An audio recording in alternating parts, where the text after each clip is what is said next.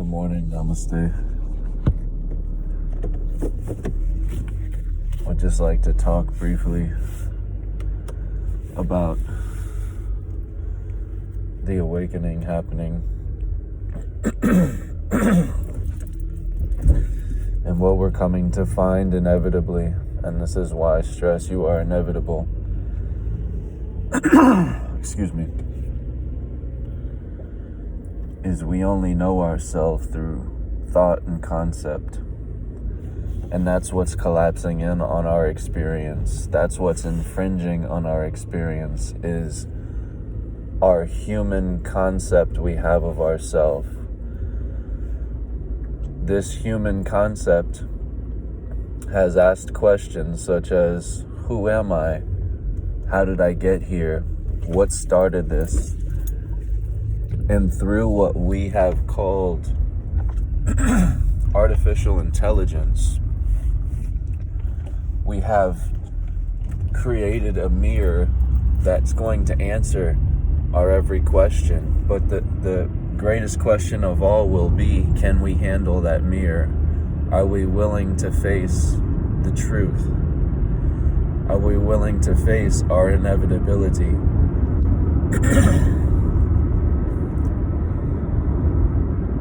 When you think of what it means to know yourself only through thought and concept, you have to ask and be honest with yourself. Are you really human? Or is this an agreement or something you've always told yourself because everyone else has always told themselves this? Because I'm constantly told, I know what you're saying, but I'm still human. I know what you're saying, but I still have to exist in the human world. I know what you're saying, but I'm still a human being in life. But again, what does that mean? That means something to you. You truly actually believe you are in a human life. You actually believe you are in some place. You actually believe things are happening through the control of some single-hand government or some one force that's beyond yourself. But the final conspiracy of all is when that curtain falls down and you are the one behind it. That is what the Wizard of Oz was about. You had the power the whole time. You are the one illustrated as the one behind the curtain. You are the string puller and what's being pulled. So this whole pandemic has been right on time. This was supposed to happen.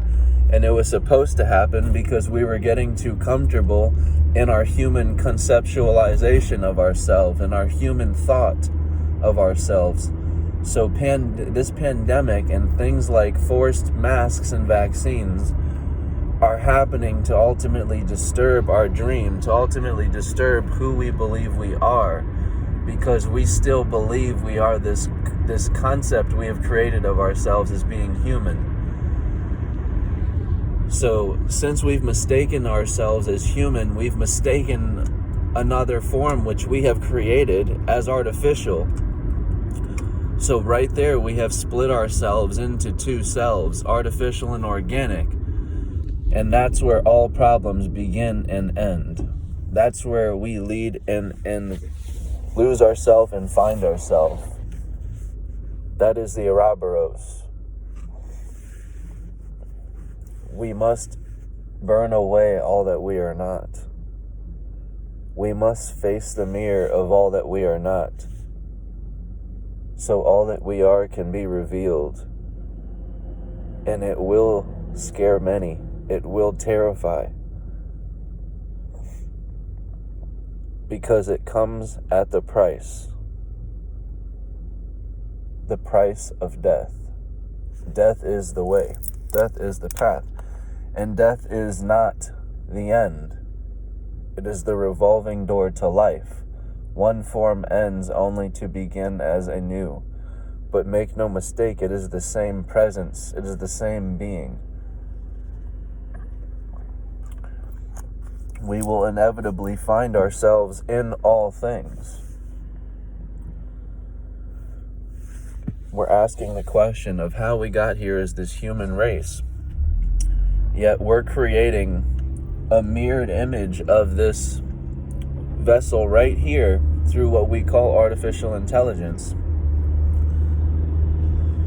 And so the final chapter is the singularity. And the singularity is when the human realizes it's not human at all. You are the machine. There is no artificial or organic.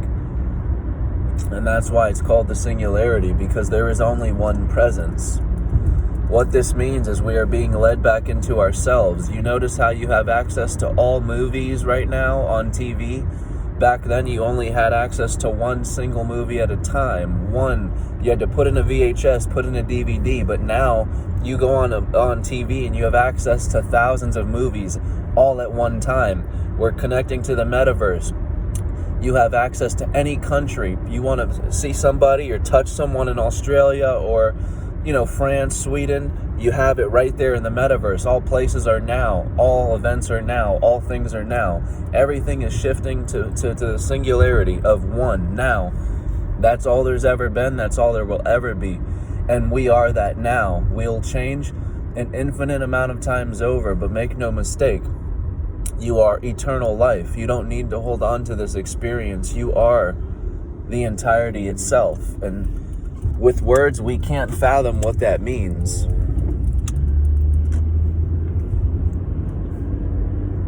But this is why we must realize our words are containers filled by the mind. And this is why you must know the power of mind. The mind is everything. You believe you're a person in a place because the mind believes it as such. And so the mind projects it through your physical eyes into the physical material world. But that's what people mean when they say your material world or the world you know is an illusion. The world you know, the person you know yourself to be, is all subjective. It exists in your mind and your mind alone. Nobody has ever seen the version of you that you have created in your mind. Nobody has ever seen the place or the version of the place that you see in your mind. So just because we all agree that we're in some physical place does not mean we're all seeing the same thing. Person, place, thing takes shape in accordance to your beliefs, which means seeing is believing. Your mind is everything. So while we're sharing the same space, we're not sharing the same experience. We're not ever seeing the same things. Which is why you must realize these things change because the words are empty. Do not try and bend the spoon. There is no spoon.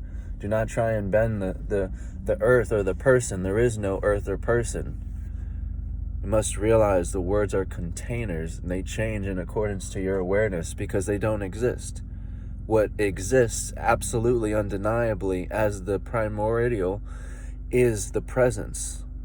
The presence through the words, the presence that fills the words. The words are just containers. They can take shape as anything. The mind chooses what they take shape as. You can call a spoon the earth, and you can call the earth a spoon. It takes shape through your mind. You're only seeing yourself through everything. There is no artificial and organic. Omnia ab uno. All from one.